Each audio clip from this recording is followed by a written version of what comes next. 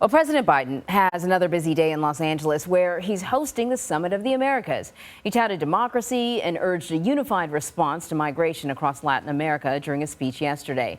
The president also vowed to help leaders fight crime, corruption, and economic problems. But when we invest in strengthening workers and the middle class, the poor have to ladder up, and those at the top do just fine. That's how we can increase opportunity and decrease persistent inequity. So senior White House and political correspondent Ed O'Keefe joins us now from Los Angeles with more on this. Ed, good to see you. So the president also talked about something else. He previewed a migration declaration that he unveiled yesterday. This administration has talked an awful lot about tackling the root causes of migration. But I don't know if they've laid out a clear-cut policy yet. What do we know about this migration declaration?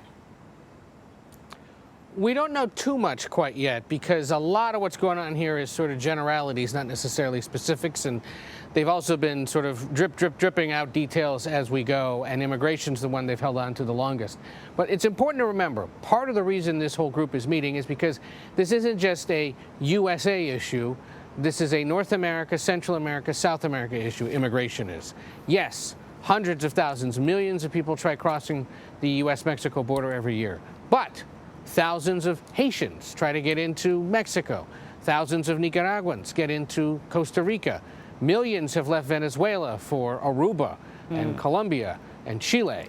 So it is a regional issue that doesn't always reach, Texas or Arizona or California, but something that happens internally within the region. Canada also, for that matter, has taken in many more refugees from across the Western Hemisphere in recent years because it's easier for some of them to get in there legally than it is to get into the United States. So the idea here is to get everybody sort of on the same page about how to deal with this. It's been a real pressing and expensive concern for places like Colombia and Chile and Aruba and Mexico in recent years. And remember, a lot of this has been caused not only by political upheaval, autocratic regimes perhaps not doing all they can for their residents, or their citizens, but also by climate change and by the pandemic and the economic and societal effects that both of those things can have on people. So you're seeing a lot of conversation about all three of those topics because the other two, the pandemic, climate change, lack of food, and economic opportunity, is what often is causing people to leave their home countries.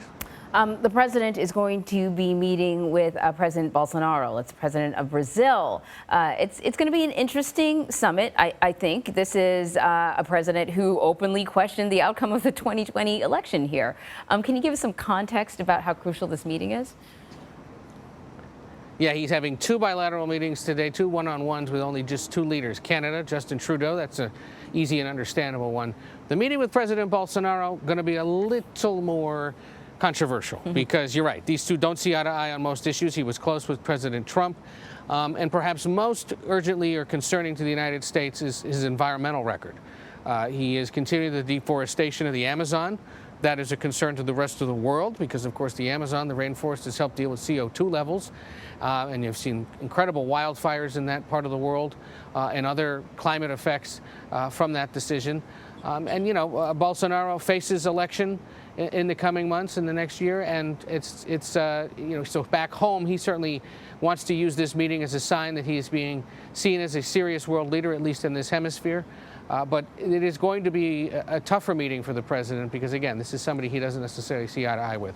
And it's notable, Anne-Marie, he held this welcoming ceremony last night, greeted the delegations. There are about 22, 23 heads of state. But he did have to shake the hands of a bunch of foreign ministers or economic ministers. And from a diplomatic standpoint, you don't normally see the American president spending time with folks that essentially populate a cabinet. So there was some notable diplomatic snubs, I guess you could say. And if Andrés Manuel López Obrador, the president of Mexico, were here, that'd probably be the biggest, most important meeting they'd have. Instead, they're going to have it next month at the White House. Ed, I was going to ask you one more question, but we're running out of time. Thank you very much. Take care.